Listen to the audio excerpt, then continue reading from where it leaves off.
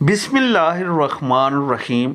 हुजूर पाक सल्लल्लाहु अलैहि वसल्लम ने फरमाया, बदनसीब है वो शख्स जो वालिदैन की खिदमत करके उनकी दवा नहीं लेता और लोगों से कहता फिरता है कि मेरे लिए दुआ करना।